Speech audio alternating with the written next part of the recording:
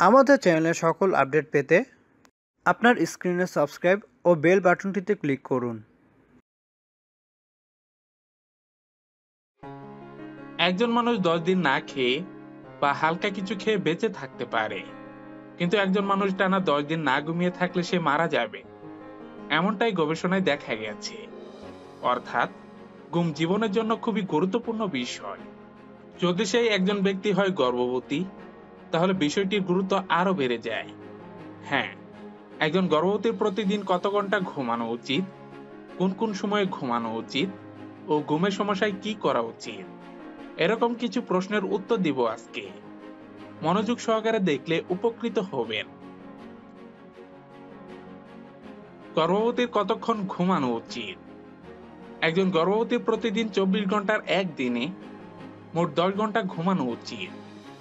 এই 10 ঘন্টা দুভাগে ভাগ হবে, রাতে 8 ঘন্টা ও দিনে 2 ঘন্টা, এভাবে মোট 10 ঘন্টা ঘুমাতেই হবে প্রত্যেক গর্ভবতীকে। একজন গর্ভবতীর ঘুমের সময়সীমা 10 ঘন্টার কম হওয়া উচিত নয়।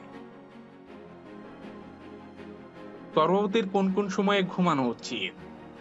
রাতের 8 ঘন্টা ঘুম শুরু করা উচিত রাত 11টা থেকে সকাল 7টা পর্যন্ত। আপনি যদি ভোরে উঠে নামাজ বা প্রার্থনা করতে কিছু সময় ব্যয় করতে চান, তাহলে যতক্ষণ প্রার্থনা করবেন ততটা সময় সকাল 7টার সাথে যোগ করে আরো কিছুক্ষণ ঘুমাবেন। আর দুপুরে 2 ঘন্টা ঘুমটা হবে দুপুরে খাওয়ার কমপক্ষে 1 থেকে 1.5 ঘন্টা পর থেকে পরবর্তী 2 ঘন্টা। 10 ঘন্টা ঘুম বাদে বাকি সময়ে কি করব? ঘুম ছাড়া মানুষের কাজের অভাব নেই। কিছু কিছু গর্ভবতীকে পুরো সংসারের কাজ একা করতে হয়। কেউ শাশুড়ি বা মায়ের সাহায্য পান, আবার কেউ পান না। তাই বাকি সময় আপনি হালকা সহজ কাজকর্মে সময় ব্যয় করবেন। কারণ গর্ভবতী সারাদিন শুয়ে বসে থাকলে গর্ভের বাচ্চার সমস্যা হতে পারে।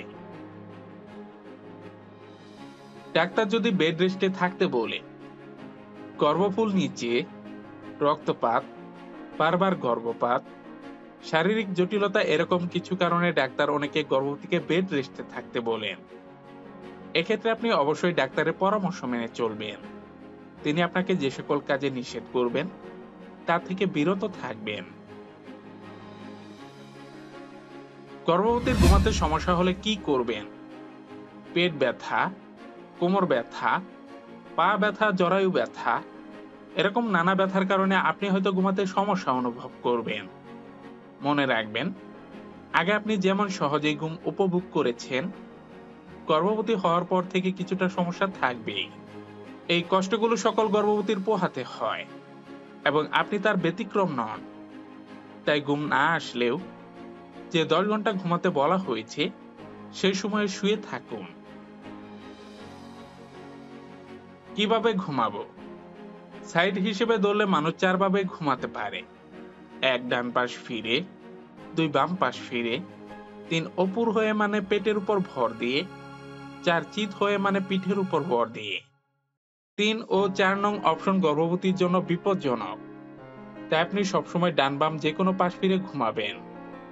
রাতে দুপাশ অদল বদল করে ঘুমাবেন। আশা করি ঘুমের এই তথ্যগুলো অনুসরণ করলে আপনি ও আপনার বাচ্চাটি থাকবে নিরাপদ। ভালো থাকুন।